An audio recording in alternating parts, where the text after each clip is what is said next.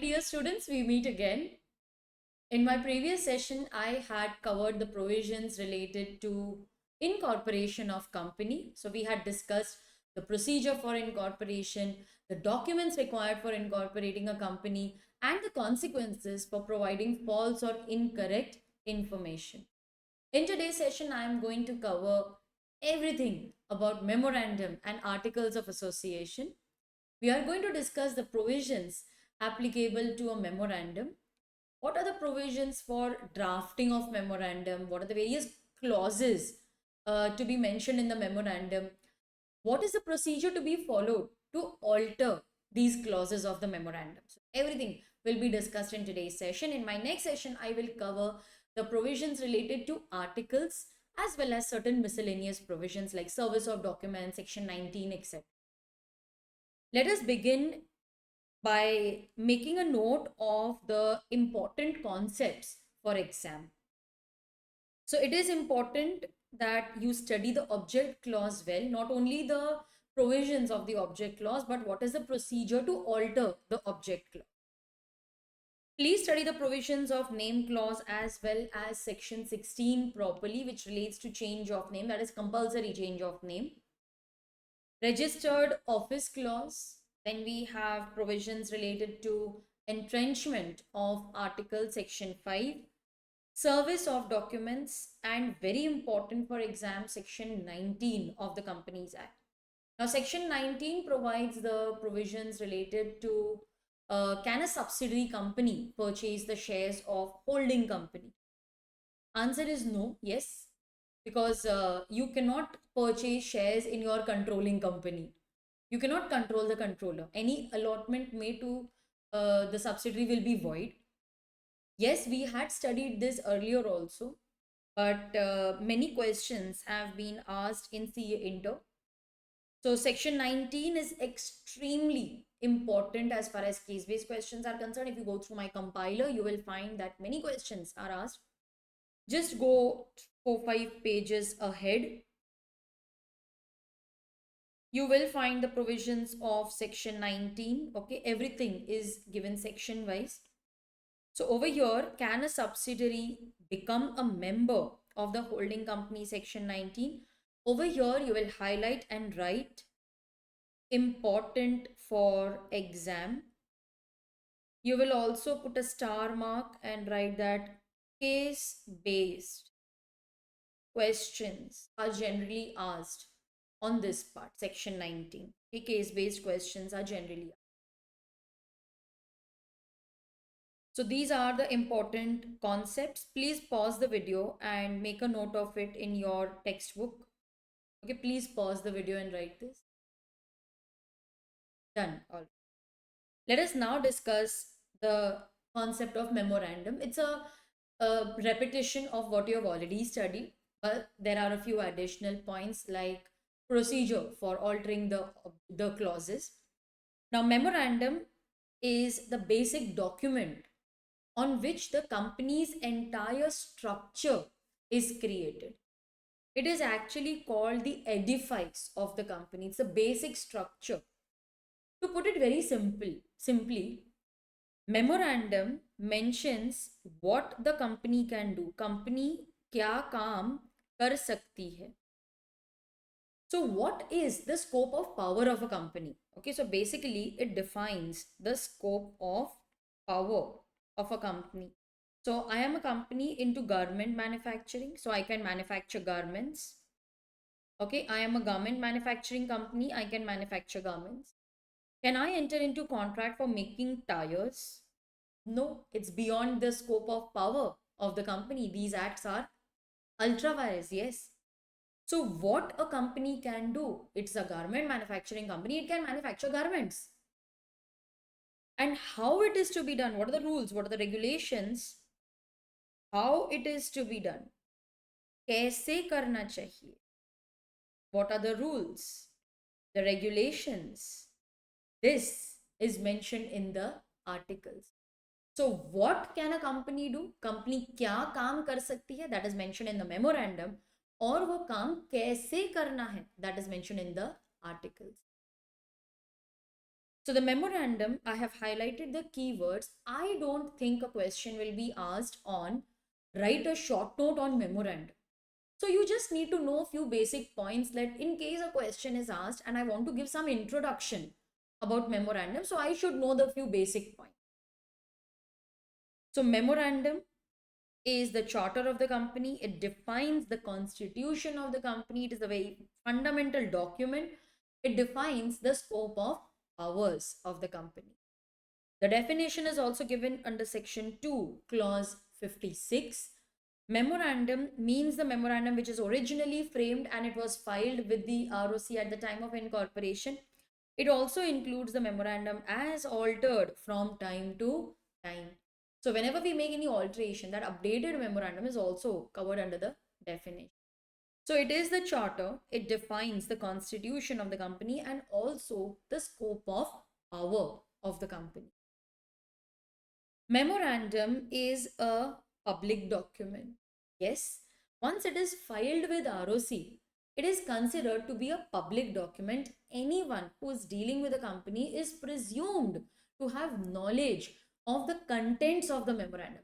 We assume that the person has not only read the memorandum but also understood it in the correct sense. Such high expectations from the investor.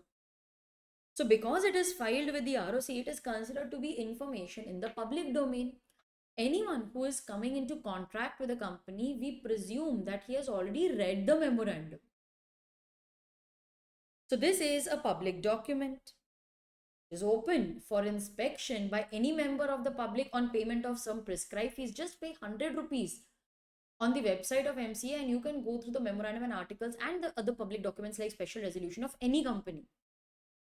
So this kind of presumed knowledge is known as the doctrine of constructive notice. Students, if you ask me, knowledge is either actual or constructive. Actual knowledge means I am giving you actual knowledge. Actual in the sense, I am telling you these provisions and that is how you come to know about them. Constructive notice. Constructive means it is assumed or presumed knowledge.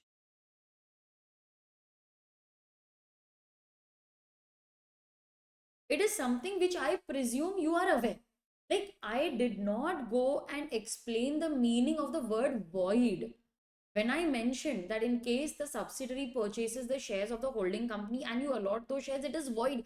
I did not go to explain what is void because I presumed that at this stage, you know the meaning of void. So that kind of presumed knowledge is known as the doctrine of constructive notice. All right. So what are the key points over here? That it is the charter of the company. It defines the constitution of the company and also the scope of powers of the company. Memorandum is considered as a public document.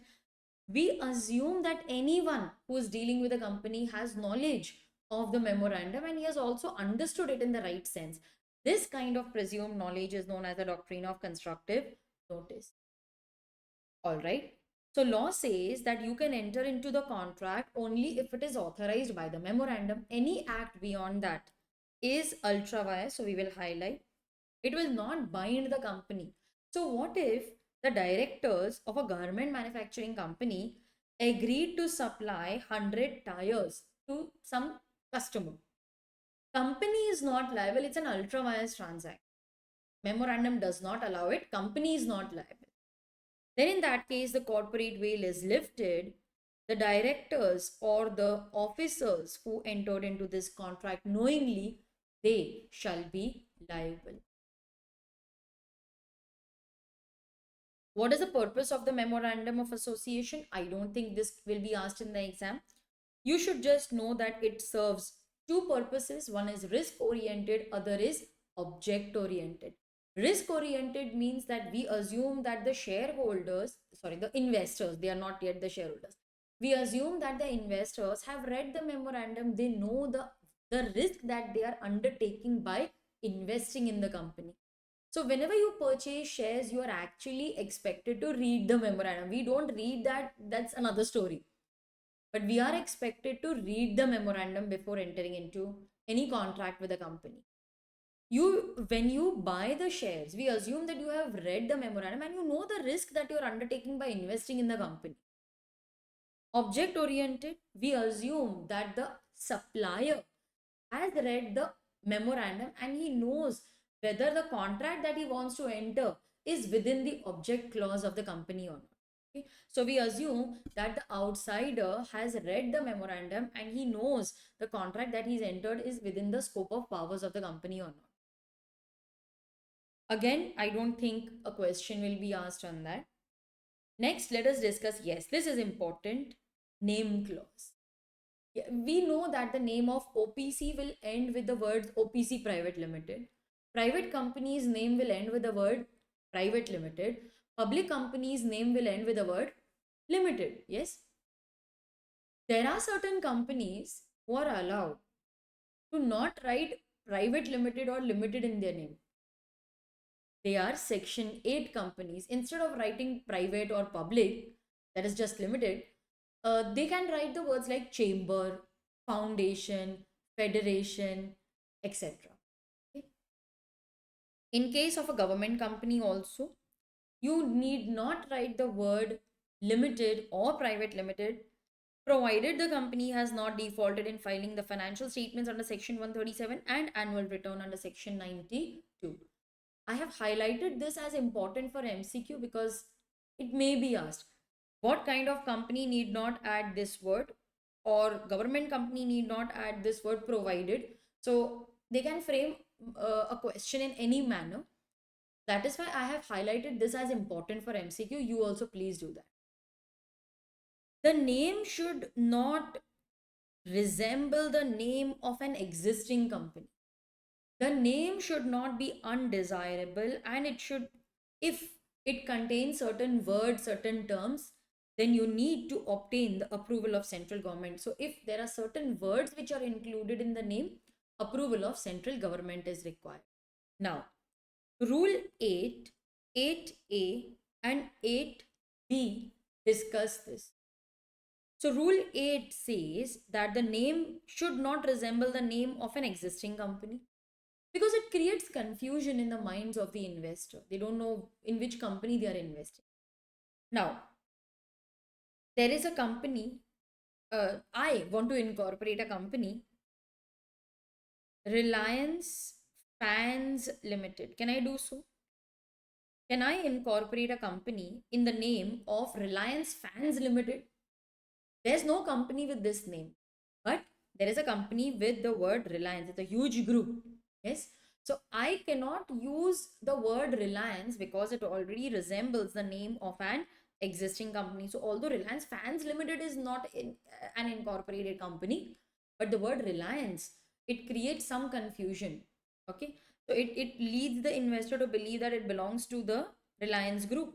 So we do not allow the name which resembles the name of an existing company. I have given a few examples. These names will not be allowed. The name is JK Industries Limited. This example is given in the BEAR Act. So if the name of an existing company is JK Industries, you cannot incorporate a company with J.K Industries. This name will not be given to you because it resembles the name of an existing company. J and K, J and K, J and K, J and K. These names will not be allotted because they resemble the name of an existing company. The name of my company is Sunshine Limited. Not my company. There is some company, Sunshine Limited, and I love the name Sunshine. I want to use that name. I know that I will not be allowed to incorporate a company with similar name. Idea. I add the word new as a prefix. Adding the word new, modern, Nav, Om, Jai, Shri, Sai, this will not make a new name. It will not create a distinct identity for the company. It still resembles the name of an existing company. This name will not be allowed. New Sunshine, that name will not be allowed.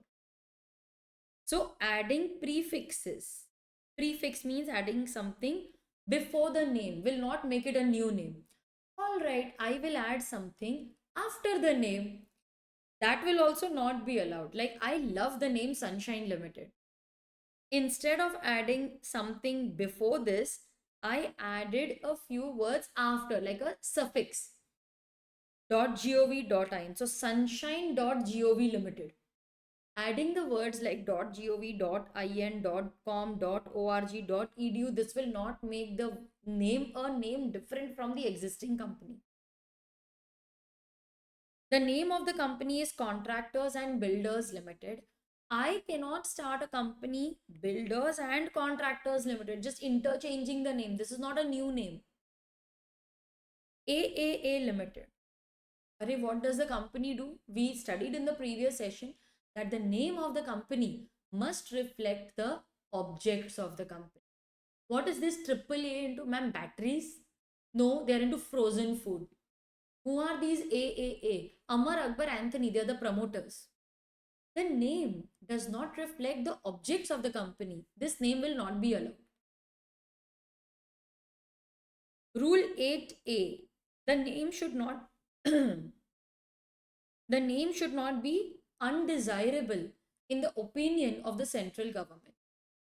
So if the name is prohibited under the Emblems and Name Prevention and Improper Use Act 1950, it includes a trademark which is already registered under section under the Trademark Act 1999, or it includes the words which are offensive to the section of the public, they will not be allowed. Now, let us discuss an example for names which are prohibited under the Emblems and Names Prevention of Improper Use Act.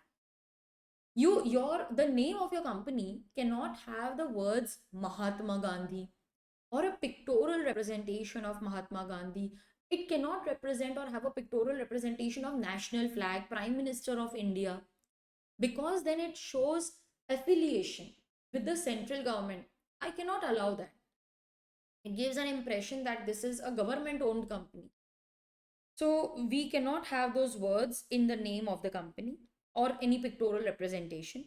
It includes a trademark. Now, Tupperware is a registered trademark. The word R indicates that it is a registered trademark. Sometimes you must have seen TM. TM means you have applied for the trademark but you have not yet received it. Registered means it has already been registered. Okay, TM means I have applied, it is not yet registered. Once it is registered, I will use the word R.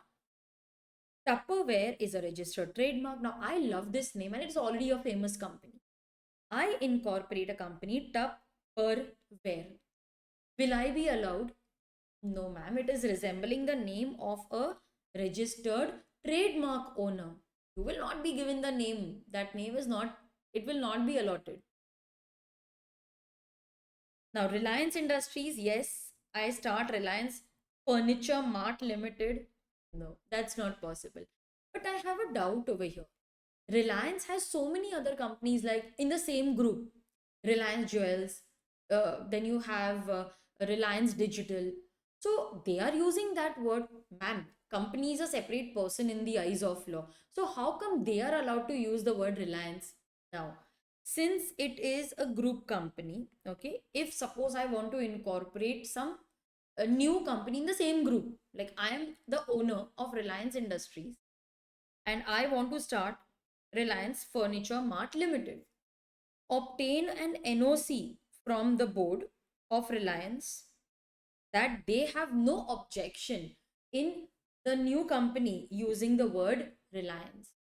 So if Reliance Industries give an NOC, okay, so this NOC will be passed by a board through a board resolution. They will give a no objection certificate. NOC means no objection certificate. They will give an NOC that we don't mind if you use the word Reliance because it is under the same common umbrella. It is one of the group companies. So if tomorrow Reliance wants to enter the furniture business and they want to start Reliance Furniture Mart Limited, they will have to obtain NOC from the board of Reliance Industries that we don't mind you using the word Reliance in your name. If this is done, then it is possible. Ma'am, if we as an outsider want to use that word, can we also obtain NOC? It is possible, but I don't think they will give it. I don't think who will share their name, no? Who will want that their name should be used in the name of some other company. There is a company, India Steel Industries Limited. It is such a powerful name, no? I really love this name. Let us incorporate a company, Bharat Ispat Industries Udyog Limited. I have just used a translation. Okay, English to Hindi translation. Bharat Steel means Ispat Industries Udyog Limited. It's just a English to Hindi translation. Will this name be allowed? No, this is also resembling the name of an existing company. It's not allowed. If in the name you want to use the word board, commission, authority, undertaking, national, etc., then you need to obtain previous approval. This word is very important for me. Previous approval of the central government. So I hope this is clear, students. You can now pause the video and write this in your notebook.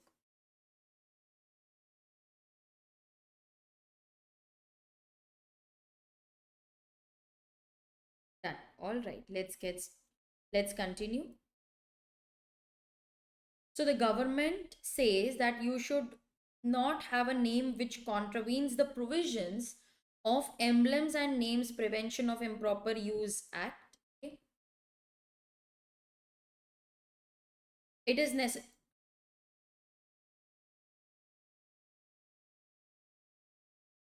The name should not be identical. It should not resemble the name of an existing company. It should not be offensive. Like it should not have any word which is against some community. Like, mochi. Mochi means a cobbler. It's a community. But you should not have, now you may say, man, there is a brand name Mochi. But the way in which it is used, that is also important. So you should not have any word in your name which is offensive to any section of the public. It should not be undesirable in the opinion of the central government. So it should not hurt any religious, social, political sentiment. So Rule 8 says that it should not resemble the name of an existing company. Rule 8A says that it should not be undesirable.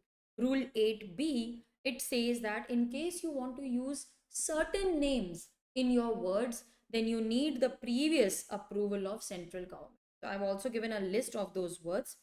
There are certain words if you want to use, then you need to obtain the approval of the regulator. Like if you want to use the word names like insurance, bank, stock exchange, venture capital, asset management, nidhi, mutual fund, then a declaration shall be submitted by the applicant that all the requirements of the respective regulator, like insurance is regulated by IRDA, then bank and stock exchange, bank by RBI, stock exchange by SEBI, then mutual fund is MCA. So asset management also relates to that. Nidhi. So if you want to use these words, you have to give a declaration that you are complying with all the requirements of these regulators. Please highlight this. Already done. Cancellation of name. Now students, please pay attention. If suppose I applied for a name and then the ROC found that the name is resembling the name of any other company, they may cancel our name. There are two scenarios over here. First, let us understand with the help of my handwritten chart. Cancellation of name. When after the reservation of the name. Now, why have I highlighted the word after? See, actually, the name was given to the company because they furnished maybe wrong information. So, name was already reserved. Now, do you remember we had discussed that name reservation is through SPICE plus Part A? Yes, do you remember this?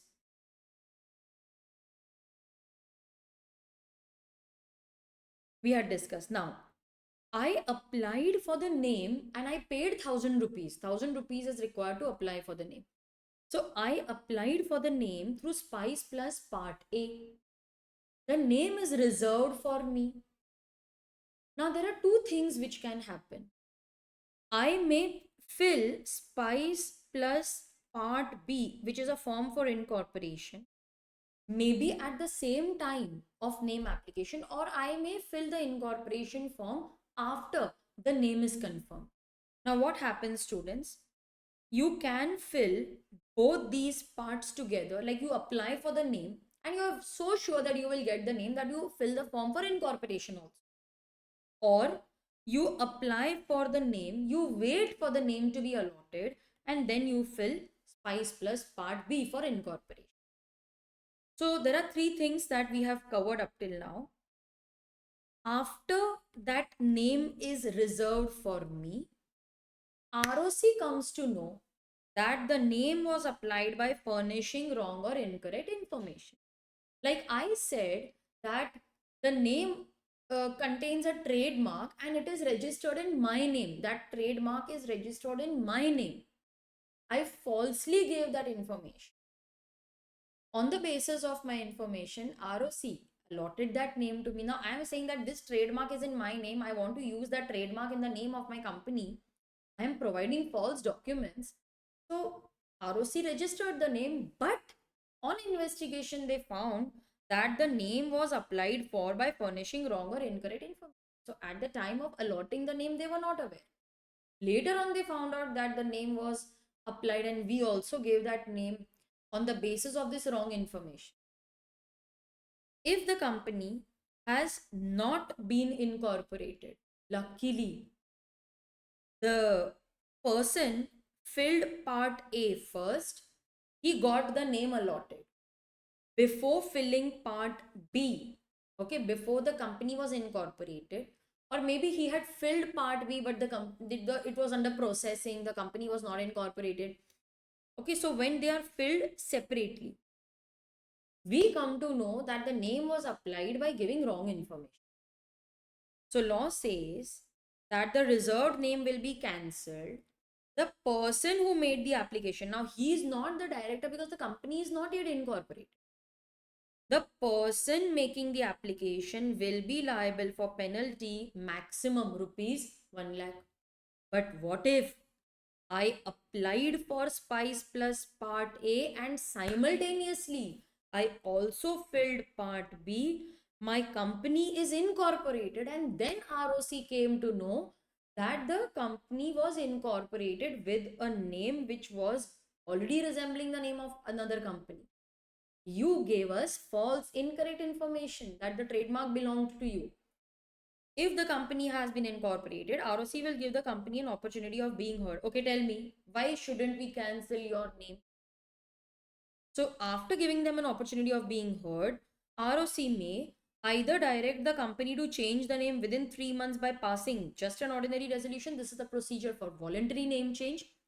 Or the ROC will take action by striking off the name from the register or making a petition for winding up. In my previous lecture, I had mentioned the difference, I had highlighted the difference between striking off and winding up of the company. So winding up is generally a very lengthy, time consuming procedure. Strike off is a shortcut version of that. Winding up is generally done when there are more creditors, so many persons' interest will be affected. Striking off is done when there are either no or very less creditors. So what if the company has not been incorporated? Then ROC will cancel the name and the person making the application will be subject to penalty. But if the company has been incorporated, ROC may either direct the company to change the name within 3 months by passing an ordinary resolution, or they may say, see, you're not ready to change the name, then we will either strike off or pass a petition for winding up of the company. So students, you can now please pause the video and write this.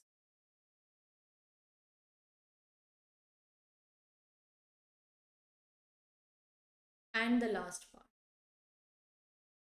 So done writing? Okay, so let us continue. Then we have a very interesting section, section 12, which covers registered office clause. Now, what is the use of registered office? It's a place where the communications take place. Now, if ROC wants to communicate with a company, or the members want to communicate with a company, the income tax department wants to send a notice to the company. So what is the address? Where will they send this notice? So that place is the registered office. It's only a place where communication takes place. So can we give a post box number? Okay, post office box number. Like we take a small post box in the post office, and we tell them that whenever you get a letter in the name of the company, you put it in this box. Every week I will send my peon and he will collect those letters and bring it. Law says nothing doing. People don't communicate just via letters. What if somebody wants to come and meet the directors, or somebody wants to come and physically submit some document? We need a physical place as the registered office. So they are very clear. We will write this note. It is a physical address. Registered office is a physical office where the company shall receive the service of legal documents from the ROC, or in case of a lawsuit, etc. Like I want to file a case against the company, so I need to send a notice to that company. The income tax department wants to send a letter of recovery, so these letters will be sent to a particular physical place. This address cannot be a post office box. It must be a physical location where somebody is present to receive the service of legal documents during normal business hours. It can be your home address also. It is not compulsory that you should take some office space.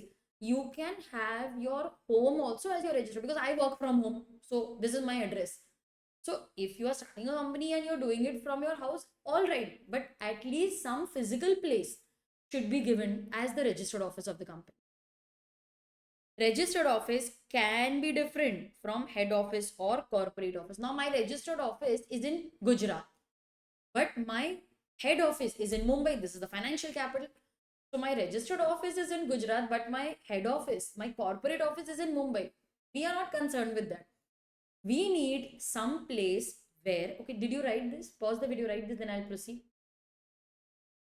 So I need a place, let's highlight, for communication. Okay, these are now the keywords. I need a place for communication and serving of necessary documents, notices, letters, etc. Write A about this. This is the first use of registered office. Write A about this. So I need a place for communication, serving of necessary documents, notices, etc. The domicile, the nationality of the company is determined by the place of registered office, the place where it is registered.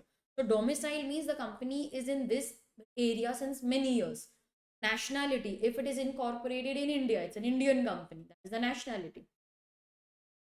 It is also for determining the jurisdiction of the court. The courts have jurisdiction on a particular area. So if my company's registered office is in that area, so I know which court I need to approach in case I want to file a case. So the court will have its jurisdiction over a particular area. If the registered office of your company falls in that area, then that will be your registered. That will be the court where you need to approach. So you are under the jurisdiction of that court. Okay. So it is also a place where the company's statutory books are kept.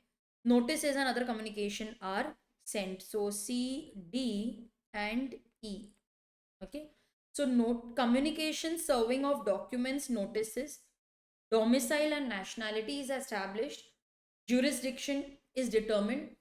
Company statutory books are kept here. Sometimes the meetings of the company also take place at the registered office. Notices and other communications can be sent. All right. Now, you may not have a registered office at the time of incorporation. It's okay. But within 30 days of incorporation, you will have to inform INC 22, send a notice to the ROC informing him of the registered address. Okay, so you need to send within 30 days of incorporation in INC 22 the place where your registered office is situated. Exact address needs to be communicated. So the company shall, you will highlight with me, within 30 days of incorporation and at all times thereafter have a registered office, notice of the exact situation of the registered office shall be given to the ROC within 30 days of incorporation in form INC 22. Now, INC 22 is a form which you need to file not only for giving notice of the situation of the registered office, but that form is also filed for notifying the ROC of the change of the situation of registered office. Okay, so I need to fill the form INC 22 not just to inform where the registered office is situated, but I will also file the same form if I want to communicate any change in the registered office. Memorandum will, however, mention only name of the state. Okay, memorandum will only mention name of the state where the registered office is situated. Exact address need not be mentioned in the memorandum. It can be communicated to the ROC separately. Why do I need to only mention name of the state? Why not mention the exact address? Because whenever you change the address, you will also have to alter the memorandum. And what if I move from one building to the other building but in the same area? I will have to alter the memorandum. So in order for convenience sake, we say that only when you change the state, that time you can change the memorandum. So only mention name of the state. So for change of exact address, just communicate to the ROC, that is sufficient. No need to alter the memorandum. That is why we don't ask the company to write the exact address. The company will furnish a verification. Okay, I will furnish some utility bill like water bill, electricity, telephone bill, or rent paid receipt. I will give some verification that this is my registered office. Publication, yes, the name will also be painted or affixed, fixed outside every office or place of business. Okay, so I need to fix it outside every office or place of business. So it is there outside my office also. So there we have written the name of the company along with the registered address of the company, corporate identity number of the company. It must be also mentioned in one of the languages in general use in the locality. So if you are, let's say, in the state of Tamil Nadu, so you will mention in Tamil. If you are in Maharashtra, you will mention in Marathi. If you are in Delhi, you will mention in Hindi. So one of the languages which is generally used, one English and one vernacular language. Name must be engraved in legible characters. Legible means clear, readable, okay? Clear language, readable. On the seal, if any, because common seal is not mandatory. Name and address of the registered office, the corporate identity number, SIN, along with the telephone number, fax, email, website, etc., will be mentioned on all bill heads, letter paper, notices, and other official publication. This is important. We should be aware of it. On the letterhead, okay, if you see the letterhead of the company, here they will mention name of the company followed by address, corporate identity number, phone number, email, fax. Everything will be mentioned on the top, and this place will be left blank. Here you can write or you can print. It will also be printed on bill of exchange, promissory note, hundis, other prescribed documents.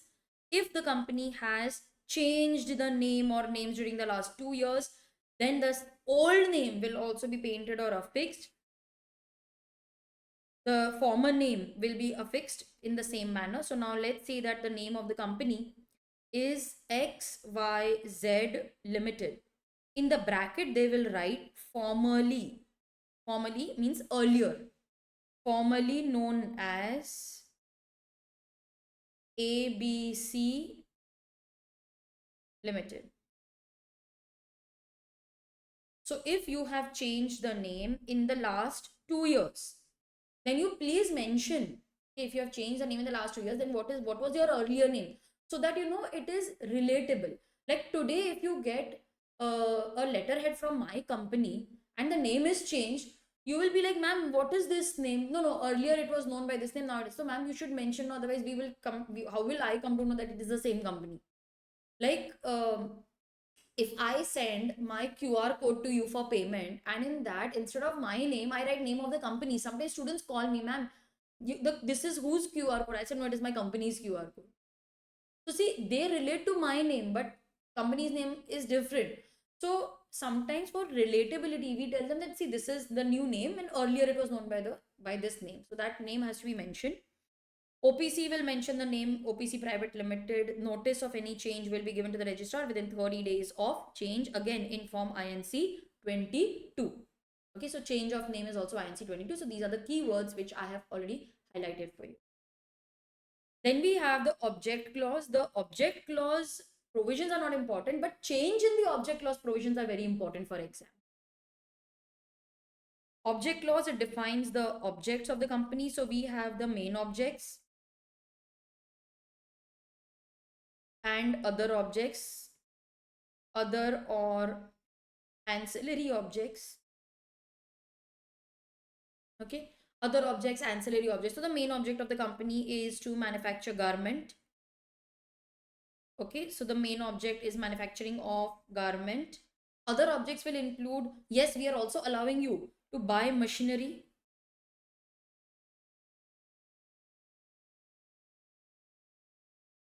We are also authorizing you to buy cloth. We are also authorizing you to engage labor. We are also authorizing you to invest money in purchasing land, etc. So what are the other objects required to fulfill the main objects of the company? That will be mentioned over here.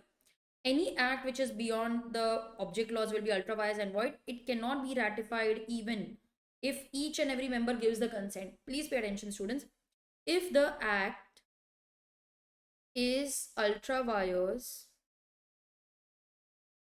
the memorandum, then it cannot be ratified under any circumstance. It cannot be ratified even with unanimous consent. Unanimous means each and every member is giving the consent. Even with unanimous consent of members. But if it is ultra vires the articles, then it can be ratified by altering the articles. Now see, the company is not authorized to borrow. This is ultra vires the memorandum. The company borrowed 5 crore rupees. Nothing doing, company is not liable. Directors, you are liable to repay this money. But what if the company is allowed to borrow, but the articles have imposed a restriction that you cannot borrow more than 5 crore. If you borrow more than 5 crore, you need the approval of the shareholders. Okay. So restriction 5 crore board, more than 5 crore with approval of members. Now the company borrowed 7 crore. See, you have the authority to borrow. Okay, you have the authority to borrow. So this is not ultra vires the memorandum. It is only ultra vires the articles which has not allowed you to borrow more than 5 crore rupees without the approval of the members. So in this case, if you borrow 7 crore rupees, the company has various options. They will be liable for 5 crore. The directors will be liable for 2 crores. Or the company will ratify, they will alter the memorandum, increase the limit to 7 crore, and the company will be liable for 7 crore. Why is alteration of articles allowed but not alteration of memorandum? Articles are internal documents. They can be ratified, but you cannot ratify the memorandum. Okay, so if it is ultra vires the memorandum, nothing can be done. But if it is allowed by the memorandum and it is only not following the restrictions of the articles, then ratification of articles are allowed. You can alter the articles, increase the limit, the company will be liable. Please pause and write this.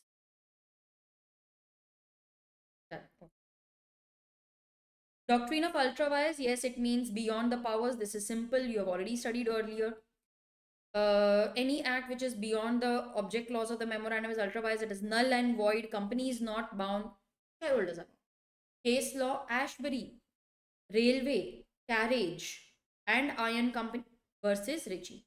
Okay, Ashbury Railway Carriage and Iron Company Limited versus Ritchie. Now, the company in its memorandum, clause 3, okay, in the object clause of the memorandum, they had authorized the company to borrow.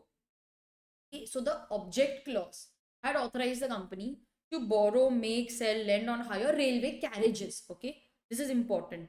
Other objects I'm not reading, it is not important. So you were authorized to make carriages, wagons, etc. So the object clause of the memorandum authorized you to make, borrow, lend on hire railway carriages. Clause 4 said that if you want to borrow or if you want to carry out any object which is beyond this, you need to pass a special resolution. Activities beyond the above need a special resolution. Now the company promised to give loan to Richie and his brother to make a railway in Belgium. See, your object clause authorized you to make, sell, lend on hire only railway carriages.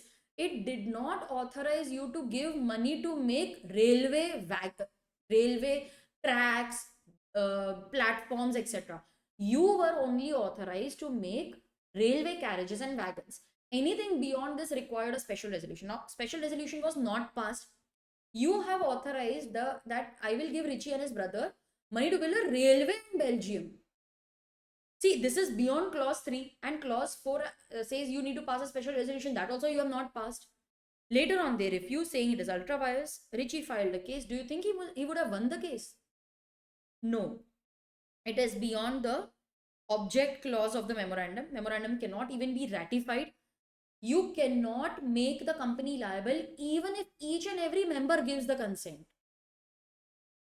Okay, so here it is ultra vires. It cannot be ratified even with the unanimous consent of every member.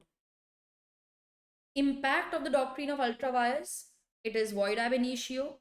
It cannot be ratified even with the unanimous consent of each and every member. Company cannot sue. It cannot be sued upon. Company cannot file a case. Case cannot be filed against the company. The directors will be held personally liable. Corporate veil is lifted. But if it is ultra vires the directors only, it means it is ultra vires the articles, then yes, ratification is possible. Impact also can be asked as a short note, so you need to learn. They generally ask what is ultra vires. Okay, again, I have highlighted that important for short note. So they will ask what is ultra vires. You need to explain the case law and you also need to write the impact of the doctrine of ultra vires. Next, let us discuss the liability clause. It is simple. You just have to mention whether the liability is limited or unlimited, whether limited or unlimited, limited either by shares or limited by guarantee. Capital clause, you will mention only the authorized capital of the company. The other details like authorized capital is rupees 5 lakhs divided into 50,000 shares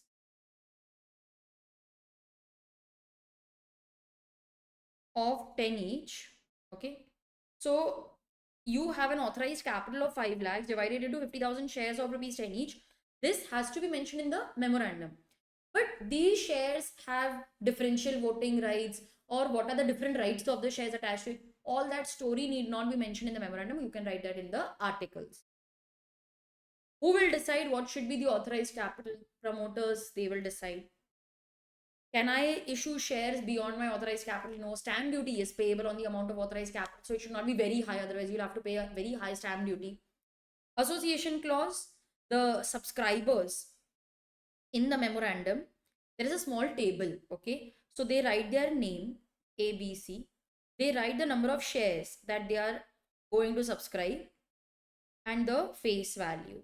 See, at the time of signing the memorandum, okay, at the time of signing the memorandum, they don't bring in this money. They only say that, yeah, we will contribute. Okay, we will contribute this much money. Okay, so this is the association clause. See, once you promise to give money to the company, you feel associated with the company, they give you share, then you will work for the company. That is the logic. So the subscribers should indicate against his name the number of shares that they are undertaking, and it should be at least one share. These subscribers are the first members. They are also the first directors of the company. Shares are automatically allotted to them without any application being made to them. Name of the nominee. This clause will be in OPC only. Okay, OPC only. This clause you will not find in other companies, only in OPC this will be mentioned. You will mention the name of the nominee person in the event of death of the subscriber. He shall become the member. So you will mention name of the nominee. Form of memorandum you can study on your own. It is mentioned in Schedule 1.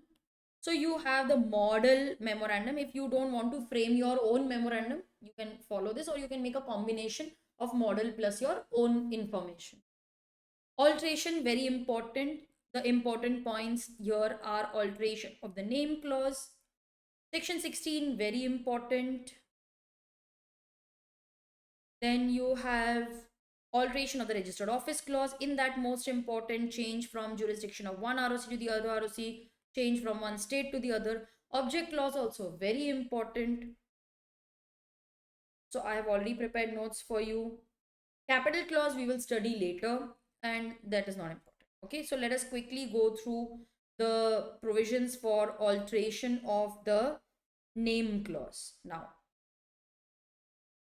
why will you want to change the name of the company? Maybe, I've changed the objects, or we want the name to be more relatable. It is mostly known by some acronym, like, I will never say Life Insurance Corporation of India. I say LIC of India. So you are better known by that abbreviated version. You have changed the objects, you're known by the abbreviated version. You have converted your company from private to public, public to private. So these are the reasons for changing the name of the company. The first 5 points talk about voluntary name change, where I am voluntarily changing the name of the company. So this is voluntary name change. Section 16 actually talks about compulsory name change. Like, I incorporated a company. Now, ROC did not object, but I incorporated a company which is resembling the name of existing company. Okay. Now, the existing company came to know about it. So they went to the newly incorporated company and requested them for name change. Now the new company is saying, why should I change the name? ROC has given me this name. You change your name. So the existing company went to the central government. Now the central government, yes, they have delegated their power, some places to ROC, some places to regional director. The central government will then ask the newly incorporated company to change the name. See, we take utmost care to ensure that we do not give you name which resembles the name of an existing company. We also do our checks, but inadvertently, means it was not intentional, but by mistake it happened that the ROC gave you a name which resembled the name of an existing company. So now what to do? Now you will have to change the name. The company that was incorporated later will have to change the name. The company that was incorporated earlier, they can keep the name. So this is compulsory name change. I have notes for both. These notes will help you to write the entire answer in sentence form. You can convert this into sentence form. Now pay attention. Voluntary name change.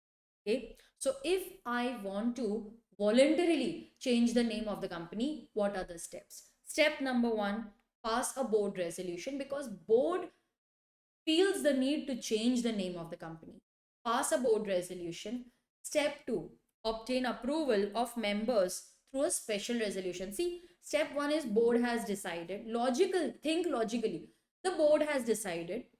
Then you need to go to the members. That see, the board have decided to change the name. You also approve it. The members will approve it through a special resolution. You also need to take the approval of central government. They have delegated this authority to the ROC. The central government's approval needs to be obtained in writing. But the central government's approval is not required if the change is only writing the word or adding the word private in the name when you convert the company from public to private, or removing the word private when you convert from private to public. In that case, central government's approval is not required. Okay, so we passed a board resolution, we passed a special resolution, we also obtained the approval of the central government. You need to file all this special resolution. Now, special resolution will be filed in form MGT 14, within 30 days of passing the resolution. I think the arrow should be here. Okay. So that special resolution along with the order of the central government, approval of the central government with the ROC, it will be filed with the ROC. ROC will then enter the new name in the register of companies and issue a certificate of incorporation. It's a very simple procedure, clean procedure. I will pass a board resolution, then I will pass a special resolution obtaining approval of the members also. We will obtain the approval of the central government. We will file both special resolution and approval of the central government with ROC. ROC will then register your name in the register of companies and issue a new certificate of incorporation. That is a logical flow. Pause and write this. Done. Okay. Then, as I mentioned earlier, what if a company is registered with the name resembling the name of an existing company? Now they're not ready to change the name. So we went to the central government. The central government will direct the company to change the name. The company, if they have received the order of the central government, they will have to comply. The company will pass an ordinary resolution. Why? Because ordinary resolution, in order to pass, requires approval of just the majority of the members. So we want that with the approval of majority itself. We will not want a maximum should approve. Just majority, if they have approved, resolution is passed. So just by passing an ordinary resolution and the approval of central government in writing, the company will change the name within 3 months of the central government's order. Okay. The central government has directed the company to change the name. The company will pass an ordinary resolution. This ordinary resolution, along with the approval of the central government in writing, approval of the central government, because name change requires central government's approval. So central government will direct the company to change its name. Okay, so we have received the direction of the central government. The company then will immediately pass an ordinary resolution. Because the company is changing the name, you need to obtain the approval of the central government in writing. See this step, approval of CG in writing. The company will change the name within 3 months of central government's order. Earlier it was 6 months, now it is reduced to 3 months. So central government, this is mentioned in subsection 1, clause A. Subsection 1, clause B. It talks about the owner of a registered trademark. Now, Tupperware is a registered trademark. They realized that some new company is using our trademark. Now, I incorporated a company named Tupperware Private Limited. It resembles the name of the owner of registered trademark. It resembles the name of a registered trademark, not owner. It resembles the name of a registered trademark. So this is the name of my company. Now, how will they come to know that a company has been incorporated? They are busy doing their business. Every year, the registered trademark owner will on his own undertake this activity.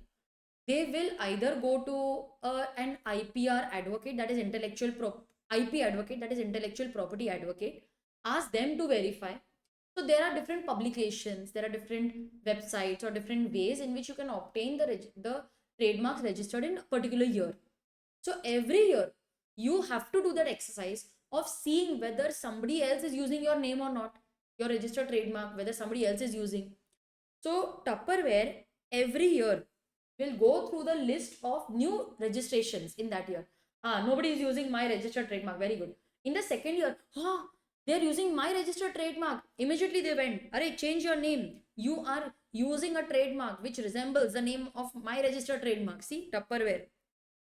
Change the name. They are not ready to change the name. So Tupperware shall make an application to the central government. Time limit is given.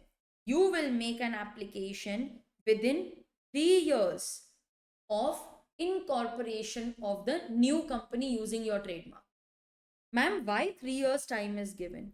See, the newly registered company, although they are using my trademark, but within 3 years, they will also make their own goodwill reputation. Then we cannot ask them to change the name. So Tupperware, if you find that someone is using your registered trademark, you make an application to the central government, but within 3 years of the incorporation of this new company. Central government, after receiving this application, will direct the newly registered, newly incorporated company to change the name. They will pass an ordinary resolution, and with the previous approval of the central government, they will change their name within 3 months of receiving the direction of the central government. Okay. Now let us read all this from the textbook. In voluntary name change, the board of directors will first pass a resolution. Then they will obtain a special resolution will be passed by the members in the general meeting. We will also need the approval of the central government. They have delegated this authority to the ROC. They will give their approval in writing. Approval is not required when the only change is either adding or removing the word private from the name. Name change will not be allowed if you have not filed the annual returns or the financial statements. Okay. The ROC will then enter the new name in the register of the companies, and they will issue a fresh certificate of incorporation in the new name. Right. Then section 16, subsection 1. See, we generally try to be very careful. But if through inadvertence or other, inadvertence means it was not intentional, by mistake it happened. If you are registered with a name which resembles the name of an existing company, please change the name. If you don't, then central government will give you an order. If in the opinion of the central government it is identical, it resembles the name of an existing company, then you will, by ordinary resolution and the previous approval of the central government in writing, you will have to change your name within 3 months of receiving the direction from the central government. You are the owner of a registered trademark. Then if you find that somebody else is using your trademark, you shall within 3 years of incorporation or registration of change of name of that company, you will have to file with the central government, and they will pass an order. You will then, within ordinary resolution to be passed within 3 months from the order, you will change the name. Now, the company has changed the name. What happened in this case? The central government gave an order to the company to change the name. The company changed the name. Did you inform the ROC? No. Inform him also. The company changing its name shall give a notice of the change along with the order of CG. We didn't do it voluntarily. Central government asked me to do that. The company, when it changes its name, they will give a notice of change plus the order within 15 days from the date of change to ROC. ROC will then enter the name in the register and issue a new certificate of incorporation. Is it clear? So the company will give a notice of change plus the order of central government within 15 days from the date of change to the ROC, and they will enter. See how you can convert this into sentence form. So easy. Write this. You want to write this also, no?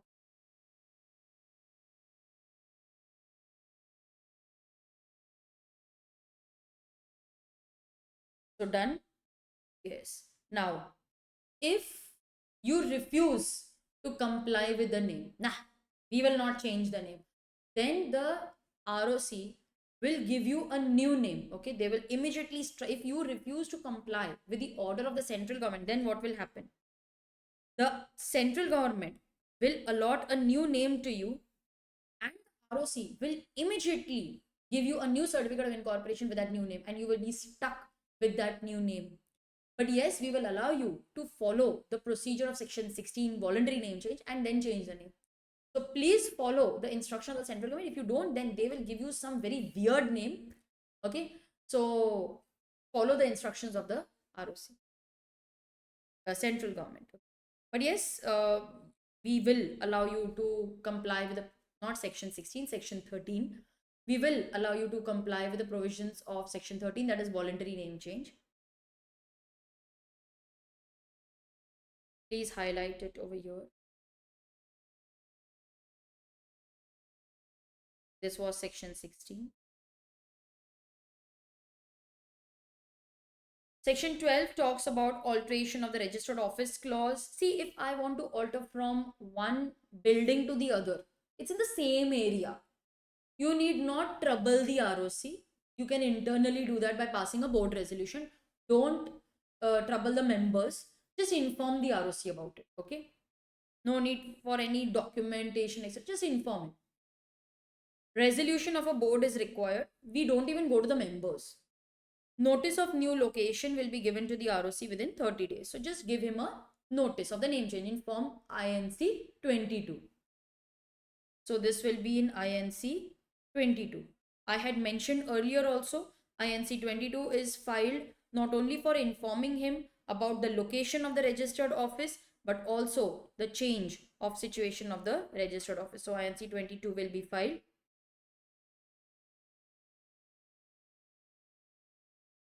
Change from one city to the other, but within the same state and within the jurisdiction of the same ROC. Yes, over here also the procedure is very simple. Just pass a special resolution, file the special resolution with ROC in 30 days. That is the common point. Once you pass a special resolution, you have to file it with the ROC within 30 days in form MGD 14. Notice of new location will also be given to the ROC within 30 days of change. These are not important. This is very important. Change from the jurisdiction of one ROC to the other ROC within the same state. Now, this is possible only in two states, Maharashtra and Tamil Nadu. In Maharashtra, ROC is located in Mumbai and Pune. In Tamil Nadu, there are two ROCs, one in Chennai and other in Coimbatore. Why?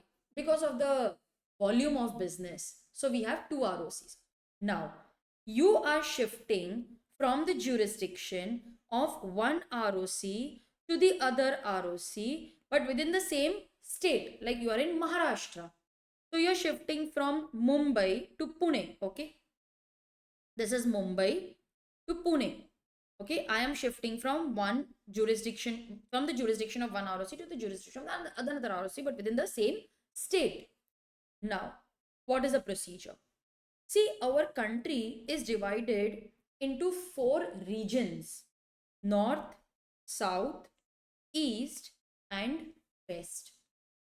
Each region has many ROCs.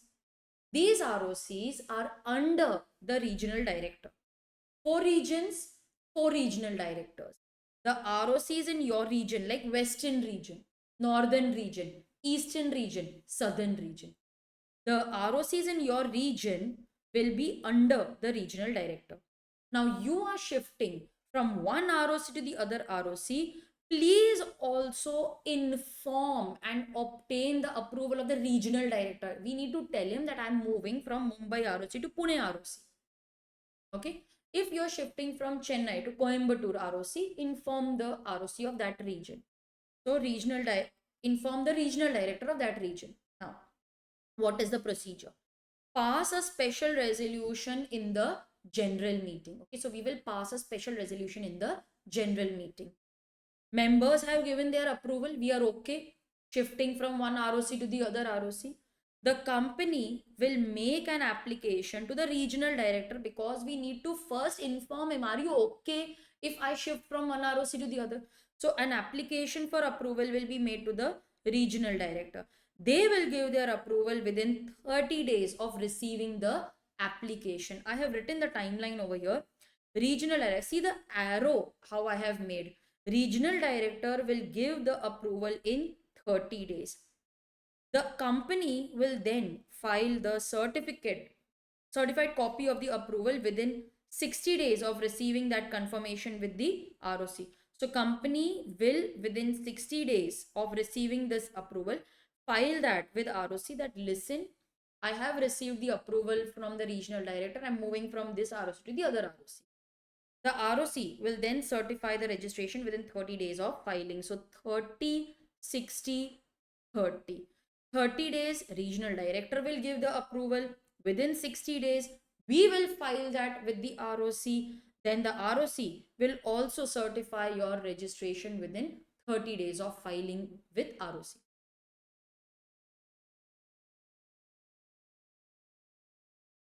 At present, this provision is applicable only to 2 states, Maharashtra and Tamil Nadu. Step number 1, pass a special resolution. It's a common point. Whenever you pass a special resolution, a copy will be filed with ROC within 30 days in form MGT 14. The company cannot change the place unless it is also approved by the regional director. Regional director will be given an application that, see, we want to move. He will communicate his confirmation within 30 days. Certified copy of the confirmation will be filed with the ROC. That listen, ROC, regional director has given approval. You also give your approval. This filing will be within 60 days of confirmation. The ROC will then register the same and certify the registration within 30 days from the date of filing the document. So 30, 60, 30. Now I want to shift. Yeah, please pause the video and copy this.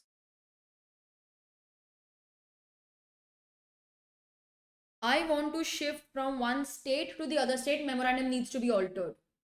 In the earlier cases, we had not altered the memorandum. Why? Because memorandum only mentions the state, and I was not changing the state. Now I am changing the state from one state to the other. So I need to alter the memorandum. Memorandum only mentions the state. So now if you're changing the state, you need to also alter the memorandum. Okay. What is the procedure if I want to change from my registered office from one state to the other state? If you're shifting from one state to the other state, firstly ask the members whether they are ready for this change. So we will pass a special resolution. Members, are you confirming this change? Are you okay if we shift from one state to the other state? So first we will obtain the approval. Ma'am, is it necessary for us to know why these changes are taking place? In my regular lectures, I do discuss the reasons for shifting from one state to the other. But for exam purpose, it is not important. But just to tell you, like I have better tax holidays in that state. So I get tax benefits. That is why I'm shifting my registered office. Most of my members are staying there. That may be one of the reasons. Sometimes the government policies are more favorable in a particular state. That can be one of the reasons for shifting. So there are many reasons why we may shift a registered office. But members should be convinced. Okay. The company will then make an application for approval to the central government. Arey, listen, government, we are shifting from one state to the other. Why ask the government? Because you are shifting the revenue from one state to the other state. Although as India as a whole, it is not going to affect the country because you're shifting from one state to the other. But revenue is in the country only, no. However, you need to inform the central government that see, I'm shifting from Mumbai to Gujarat. So you need to make an application for approval to the central government. This application will be in form INC 23. Central government has delegated this authority to the regional director. Regional director will give his approval within 60 days. All right, anyways, you're shifting from one state to the other. Mumbai state's revenue is going to reduce, but Gujarat state is going to increase. As a country, we are not affected. So they will give their approval within 60 days. Okay. Now, the company will also have to give a notice to the debenture holders, creditors, or any other person whose interest might be affected. Members have given their approval. Only then we can move forward. If members only don't agree, then we cannot change from one state to the other. Members have given their approval. We have also obtained approval of the regional director. Are you okay if we change from one state to the other? But you also need to give a notice to the debenture holders, creditors, and other person whose interest may be affected. See, they may be very scared, no? Like I have stayed in Mumbai all my life. I have supplied goods to a company which is in Mumbai. Now the company is saying, I am moving to Kolkata. Don't worry, I will make your payments. I'm like, what if they don't pay? I can't go to Kolkata to recover the money. Or where will I go and, file a case for recovery? So creditors and other debenture holders may be worried. Either obtain their approval or settle their claim. So give a notice.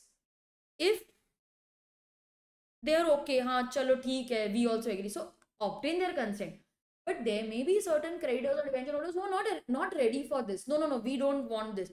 So then you can settle their claim or you give them some security. Like, see, I'm giving you some security. If I don't pay, you can recover from this security. So either settle their claim or create a charge, that is give some security. So obtain their consent. If they don't give their consent, repay their money, settle their claim. Give a notice in the newspaper, one English, one vernacular. Why? We are sending a notice to all of them. But what if they change their address and they claim that no, we didn't receive the notice. We sent them a notice by email, but it got bounced, rejected, or due to any reason they say no, we do not receive it. Once you give it in the newspaper, we assume that everyone reads the newspaper every day. So you must have read it. So give a notice in the newspaper also. It is for people who have changed their registered off, who have changed their residential address, not updated with the company. So giving in the newspaper is a very safe option. The special resolution and the approval of the regional director will now be filed with the ROC of both the states. Both means from where you are leaving and the ROC of the state where you are going. The new ROC will enter the name of the company in the register of companies and issue a fresh certificate of incorporation.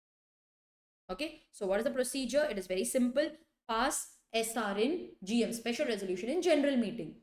The company will make an application to the regional director, obtain the approval within 60 days, then within 30 days they will file it with the ROC. Okay, the company will also give a notice to the debenture holders, creditors, etc., either obtain their consent or settle their claim. Also give a notice in the newspaper. Special resolution plus the approval of the regional director will be filed with the ROC of both the states. The place where we are going, that ROC will issue a fresh certificate of incorporation and enter our name in the register of company. Please pause the video and write this in your notebook.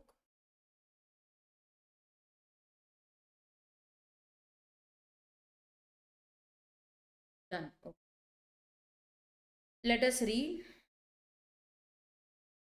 Pass a special resolution in the general meeting. Application will be made to the central government. The power has been delegated to regional director. They will give their approval within 60 days. Notice will also be given to the debenture holders. Every person whose interest is likely to be affected, like a creditor. Either we will also give a an advertisement in the newspaper, one English, one vernacular newspaper, of the proposed change. Either obtain their consent or their debt or claim must be discharged. Either settle it or secure it. Certified copy of the order of the central government approving the alteration is to be filed with the registrar of each state within 30 days. If you want, you can include this point over here.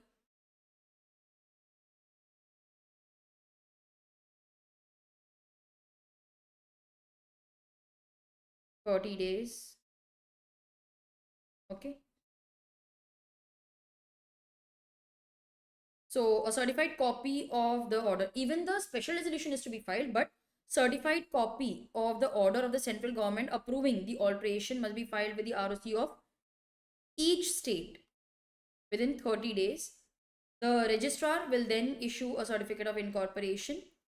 This is the new registrar. So that was the shifting from one state to the other. Alteration of the object clause. Now, you have obtained money by issuing a prospect. You, let's say, as a company, obtained 1,000 crores. And you claimed that I will use this to build a commercial building. Okay. You wanted to build a commercial building. But after lockdown, people started working from home. Nobody works in office. So you have already utilized 600 crore for building the commercial building, but you still have 400 crores. So you decide that I will use this to build housing complexes, housing societies. Now, you had obtained this money from the investors and promised them that I will use this for commercial building.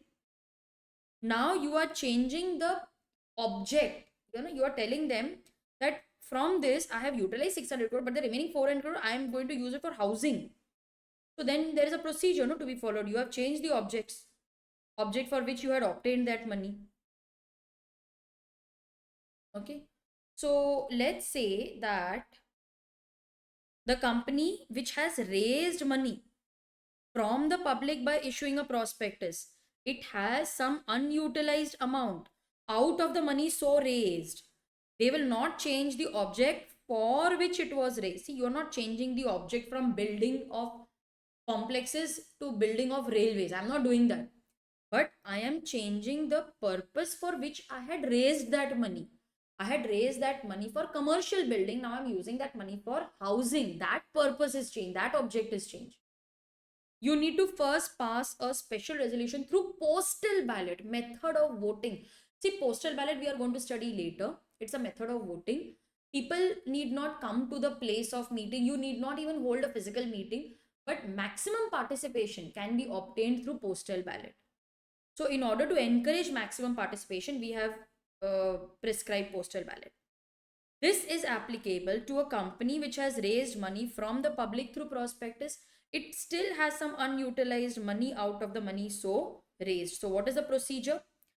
I'm not changing the objects. I'm only changing the object for which I had raised that money. I had committed that I will use that money for commercial building. Now I'm using it for housing. Then in that case, I will pass a special resolution through postal ballot. I will have to give notice that I am calling a meeting in order to pass this resolution. Notice will mention the total money received. In my example, 1000 crore. How much have you utilized for the object? 600 crore. See, in the prospectus that we must have issued, we must have mentioned that why I am raising money. See, prospectus will mention the purpose of that issue.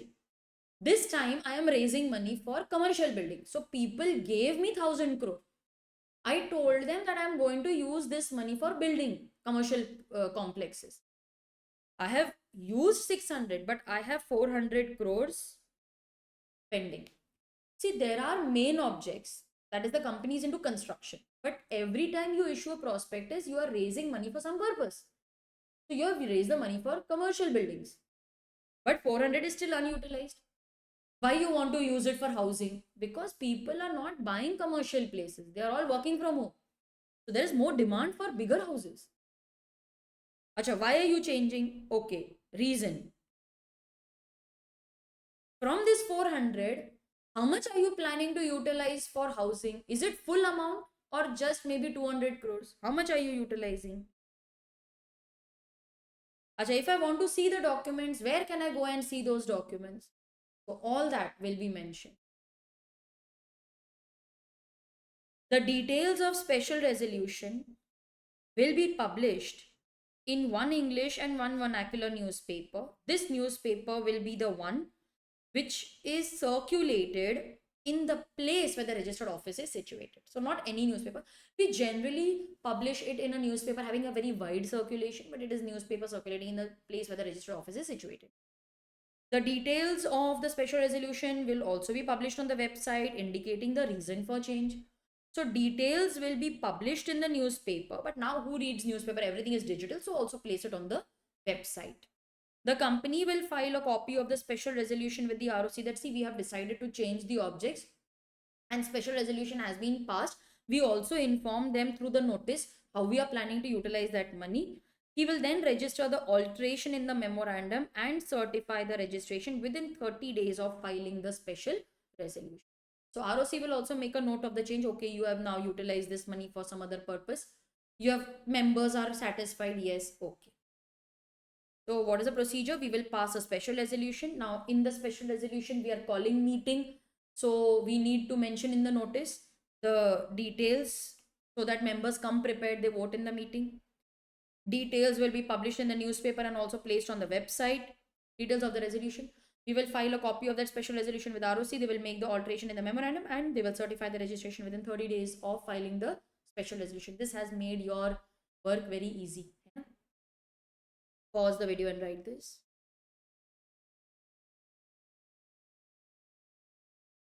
Done. Okay. Next, let us read it from the textbook. Everything is given over here. Same. I think one point I have not mentioned.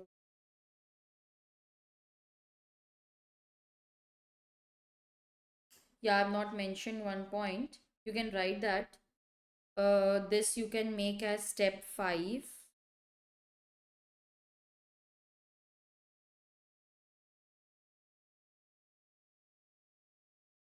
And you can write step 4 if you want. Otherwise, you can just highlight it in the textbook. The shareholders who don't give their consent, they will be given an opportunity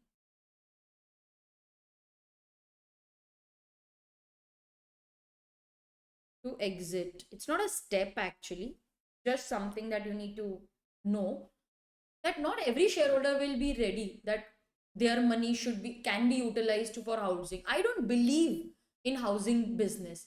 I don't want to invest my money. in a company that is using it for housing. So these members who don't give their approval will be given an opportunity to exit. You take your money and you can go. So you can highlight it over here. So first notice will be given. Right over here, one special resolution. So special resolution needs to be passed. So this is one. I need to pass a special resolution. Two. Now, if you are passing a resolution, you'll have to give a notice of the meeting. The procedure will be notice will be given mentioning this. Details will be published in English newspaper, vernacular newspaper, and also on the website. The dissenting shareholders, one who don't give their approval, will be given an opportunity to exit. The company will file a copy of SR with ROC. They will also register, ROC will register the alteration within 30 days from date of filing the special resolution. Just a procedure which you need to remember. All right. Alteration of capital clause we will discuss later in some other chapter, section 61. And this is not important. So students, with this we complete our discussion on memorandum and various clauses were discussed.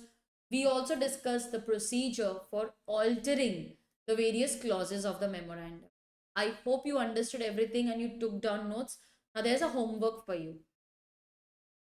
Learn the notes that I have made you write in the class. Close the book, write it on your own. Open the notebook, cross check. Whatever point you missed, write it in red that this point was missed. Try converting these charts into sentence proper answer form. Write and practice these charts at least 2 times today itself. Will you do that for me? That is your homework. So you will write and practice, learn all these charts which I have given you. That is your homework for today. Okay. In my next session, I will discuss articles of association and the other remaining sections. I'll see you there.